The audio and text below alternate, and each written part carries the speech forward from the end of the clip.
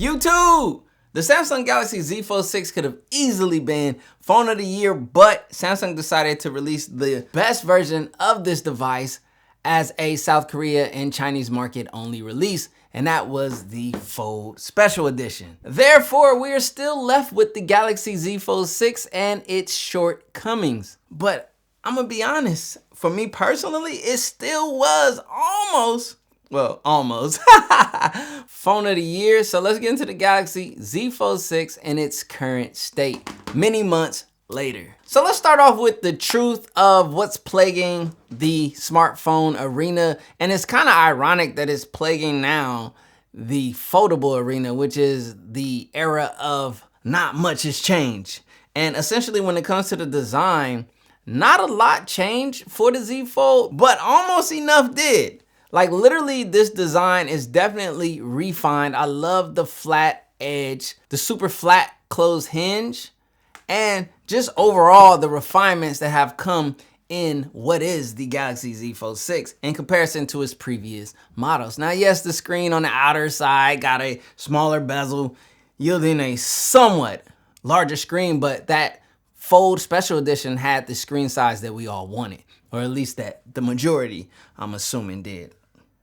Now, when we get into the inner panel screen, I'm okay with this screen. I understand a lot of people love it because it's one-handable, grabbable, and that is a W when you're doing this stuff, especially for like vertical, top to down, social media scrolling and things like that. Definitely clutch. And then when you get into consuming media, I always just flip it this way. You get a decent size, but the aspect ratio can be a bit funky as you get decent amount of bars. Now on that special edition, everything is larger as the screen is wider and everything is just a plus size in the form of the Galaxy Z Fold. But we do not have the plus size Z Fold. We have the Z Fold 6, which I still love. I love the lightweightness of this device in comparison to the previous Z Folds. I love the refined hinge that we have now. And you know, the cameras on the Z Fold, even though I still feel like they need S Ultra caliber cameras, which there are better cameras on the Fold Special Edition, these cameras actually perform extremely well. If you haven't seen my comparison video to this and the S24 Ultra, or this versus any other phone that I've compared it to, you're gonna see that the cameras in here actually perform quite well outside of the skin tone thing.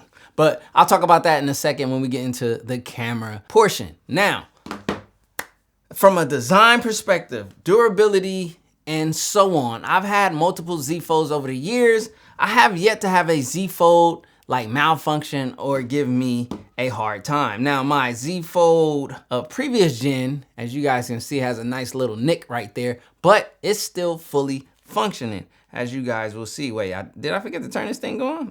Oh, I did forget to turn that on. But anyways, as you see, it turns on, it's fully functioning without any issues, even after a drop. But there is a valid question to durability when you see something like this with a folding screen. I can tell you this, that Samsung has refined the durability of the Z Fold in the Z Fold 6 to quite a nice space. Now, the dust protection is pretty light and it's not as heavy as we typically see on the, you know, more refined glass sandwich, which is like the S24 Ultra or something of this, you know, nature, which has a way higher, like, nice dust protection. But you get a, you know, fairly somewhat peace of mind to a degree. Now, here's the thing. When you have a foldable device, you, number one, need to keep anything from being in here when you're closing this device, obviously from a durability standpoint, as well as letting certain things get down into this hinge that shouldn't be within there. In my everyday use, as I use this device without any case, in its full, you know, natural glory, I have seen quite well durability and hold up from this device, as you guys can see. Have I dropped it? Absolutely. I dropped pretty much every phone that I own or use because it just happens naturally. Everyone typically may or may not drop it. So in that case, put a case on it, as I always say, or I'm starting to say now, because, you know, some people try to do what I do, but, you know, you're not finna blame me for what you do. I do what I do, not you, okay? And this is in the nice, I think it's called Crafted Black. This is like a Samsung.com exclusive, but then this is like more of what you would get normally if you went with just like a natural titanium style of the Z Fold 6. All in all, very well built, nice quality device. But could it be better? I always am gonna point out my opinion as to how the Z Fold 6 could get better, and that is the Fold Special Edition. Wider, bigger front panel, which yields a larger inner panel, which just gives us a bigger battery and better cameras, equals the Z Fold 6 that would have been phone of the year hands down.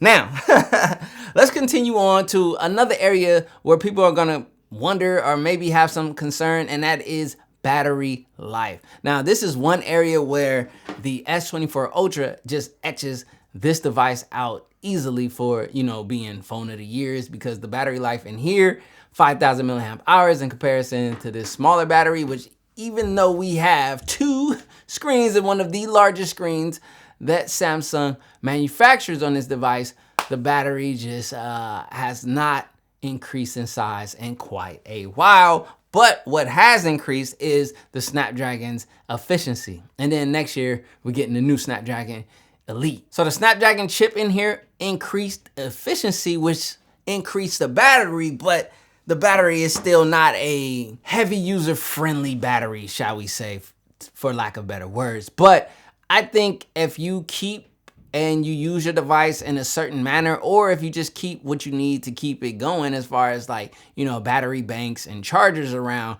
there's no issue at all. And these devices are, fairly fast charging for the most part. So if you keep your device charged, or if you keep charge around, there's no worry as far as battery goes. But no, this is not the best battery of any smartphone. Hard argument for phone of the year in that sense, right? But this is where this phone outshines generally every typical normal smartphone is in the foldable capabilities and the fact that you have this large screen. I mean, this is Samsung's go-to, baby. Now this screen right here is Samsung's goodness. What does Samsung make? Some of the best displays in the game, and that stays true with the Z Fold 6, and this is a beautifully sized panel. This is perfect for watching YouTube. I'll be chilling up on the couch, you know what I'm saying, like bam.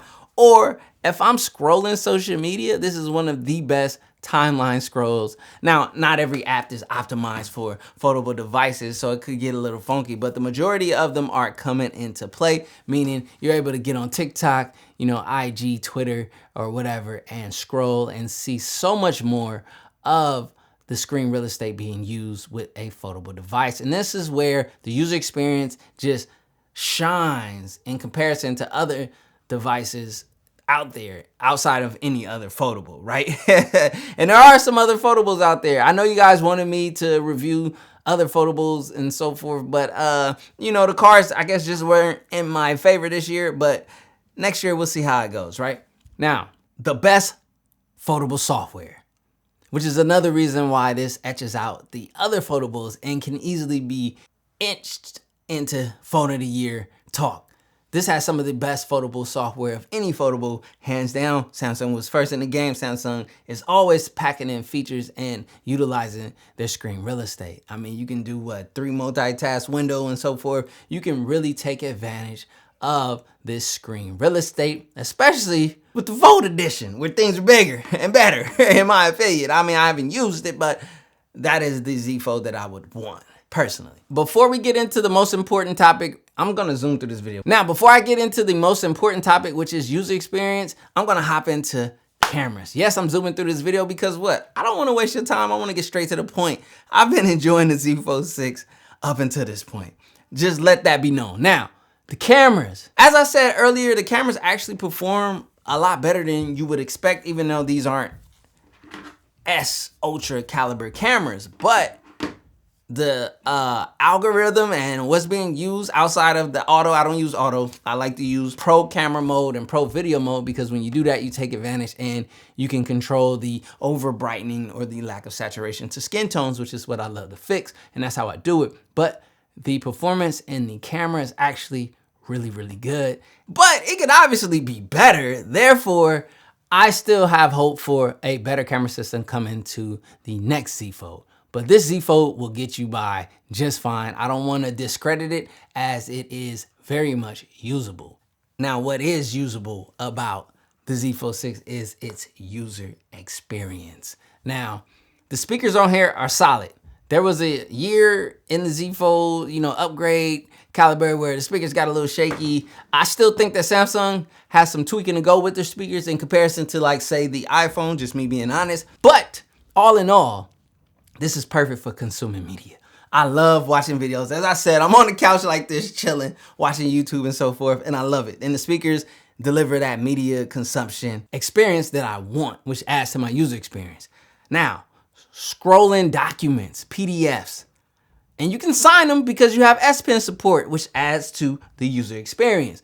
But scrolling web pages, scrolling social media, consuming video, doing everything on this large panel, which is the main display, is absolutely phenomenal from a user experience perspective. Now, user experience kind of gets hindered for me personally and a lot of other users in this slim, outer, funky ratioed panel. It's not the best panel size. It's not ideal for consuming media. It's just for handling tasks that you can handle here without opening up to here in a pinch, basically. But this is the main screen, right?